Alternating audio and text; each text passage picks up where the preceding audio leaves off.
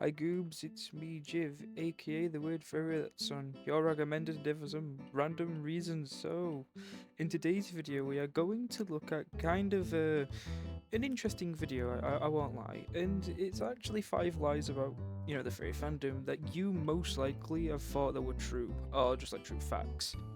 Or even if not, I bet you any money there's someone out there that has probably thought that, oh, furries are most likely most of these, or furries have, I don't know, something, and it's not really the case. And to be honest with you, it's kind of, in my opinion, I think it's really a unique topic, because even though it's a top 5, it shouldn't really be a topic, it's more of, a top 5 video. But a top 5 video that most people, believe that furries are this and that. It's kind of like just debunking and myth busting, but at the end of the day, I still think it'll be a very unique topic, and I think you would actually enjoy it. Maybe not though, but that's up to you. But anyways, let's just hit off with the list, and actually let's start off with a bit of a strong, I guess, myth busting lie, I guess, and that is not all furries are gay or LGBTQ, whatever. Fruities, SD, whatever. Not every furry is actually gay. But however, though, it's overwhelmingly gay, yeah. And I'm not against that because I'm gay myself. But yeah, it's actually something that many people do believe that like, oh, furries are like all gay or something. I'm pretty sure there's definitely some people who think that, and most likely to why some furries get a lot of hate because some people don't like gays. But anyway, enough about that. My point with this is actually kind of funny because many people generally have thought about, it, furries being mostly gay and it being a gay circle sort of community, and it really isn't all about gay shit. I'm sorry, it really isn't. It's more about, being interested in anthropomorphic animals. I don't think that's gay, but that's that. I mean, yeah, there is a lot of gay people in the furry community nowadays, yeah, but there is still, straight furries. I've seen them myself, just online and through social media and stuff like that. They do exist, don't worry, they're just they're going a bit extinct at the minute. Anyway, enough about that. My second point is you don't need a fursuit to be part of the community. I know, I think every furry said about this, and to be honest with you, yeah, we obviously all know the answer, no.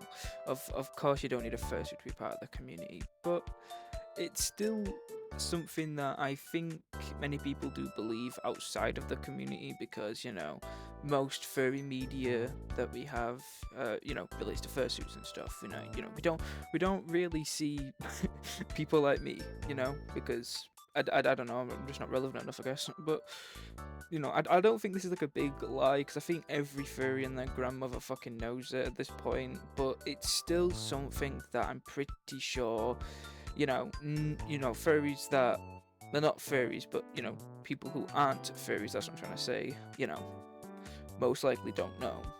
And yeah, that's true. You don't need a fursuit to be part of, the furry community.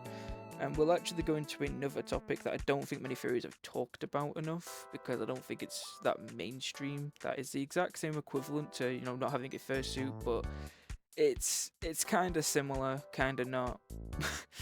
But we'll get to that.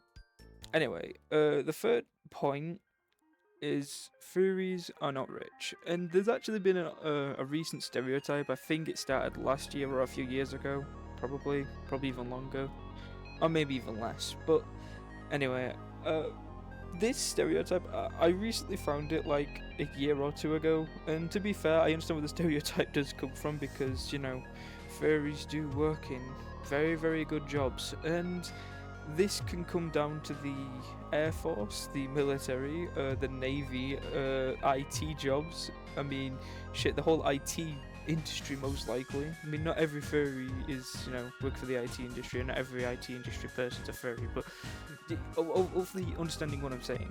Most furries do have very good jobs. I mean, how the hell do you think they get these, carpets from, bro? Like, dead ass. And it kind of makes sense where the stereotype comes from, but sadly, I am not, a part of the 99% of furries. I am sadly that 1% that is broke and has and has no, like nothing. My net worth is literally minus. All right, I'm not with the top 99%. Like I'm sadly the one who didn't get fuck all. But I don't know. Maybe that'll change, but probably not. But yeah, the fourth point is not all furries go to conventions, and this actually can be a question that I could yap about for a bit, so I might do that. And this can come down to the furry who's, wanting to go to a convention, probably lives in a continent like Asia or Africa, which in Asia, like Japan has furry conventions and stuff, but I'm saying, like, speaking about a country like, I don't know, I don't know, Vietnam maybe? I think that's like a safe country for furries, probably not. But yeah, or even, like, I don't know, just like any country, I feel. But the same can be said about pretty much every other continent except America. Well, North America anyway, because, America, USA, America gets all the fucking bitches, aka all the conventions. Well, the rest of the world gets little. And I think in the UK we only have one convention. I'm pretty sure that's called Confuzzled. Oh no, wait, that's England. I'm pretty sure I've actually got more than one actually, because I know Scotland's got a convention, England's got one. So I think there's more than one. But either way, as someone who sadly is not near a convention, that sucks ass. But yeah, it does kind of suck. But you've got to like understand that furries are, you can be a furry pretty much anywhere, but that's just up to you, the person. But there's most likely not going to be, any furry conventions in their country, which that means they have to go to either a country that has a convention, and most of the time they go to America, so it's kind of expensive to go to America, depending if you're either in Europe, I'm pretty sure it's expensive anywhere with like Africa, Asia, Europe, other than South America, I'm pretty sure, because they're kind of close to the United States. I'm pretty sure that's like it's expensive like most places in the world, which it kind of sucks, but you can't really do much about it, I guess. It sucks. And to be honest with you, I'm not gonna lie, maybe it'll actually change, but probably not. But the main reason why people don't go to conventions as well, because I just want to quickly add this for a point, is because most people don't like being in there, like tight spaces, and they've got most likely really high social anxiety and stuff like that, and they'll most likely just stress them out as well, which is actually something else that is a point towards it, is the fact that people could be stressed out going to a convention, for the people and everything like that, and it being overcrowded, and that's kind of happening with conventions nowadays in America anyways, I think, and that's just that. I mean, it is also understandable if people not wanting to go to the convention because, they just don't want to deal with the hassle and the money and the expenses, and I might get that, to be honest, because I might be that guy, I'm not gonna lie, but at the same time I don't mind going to a furry convention, try it out and see how it goes, see if it's actually worth my money or not. But I won't want to go to one in America because, I'm broke. But yeah, anyways, for the final point, and this is actually kind of like going with the fursuit one, but it's actually a bit more, I guess a bit less technical or practical, and it's the fact that all furries don't have to have a persona, and this is something that many people do believe, like, oh, furries just have a persona. It's kind of like the same preference of, oh, furries, most or every furry has a fursuit, and that's just not the case at all. I mean, I actually know, well, I know that some people are like trying to find their persona and stuff like that, trying to figure out what suits them, or some people just don't want a persona, and that's okay. I mean, you don't have to have a persona anyway. It's as simple as that. And it's actually kind of an interesting topic because many people don't really.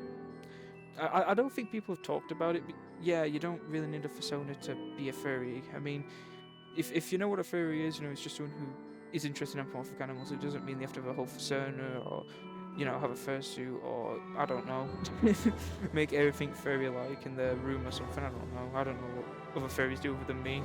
But yeah, that's just generally like it for like all the top five. Because to be honest with you, I don't know what else to add. for the, Persona one. But yeah, hopefully you actually enjoyed the video, and since it's my first official video in 2025, because I'm not gonna, add my last one as my first official video, because it's more like a personal one.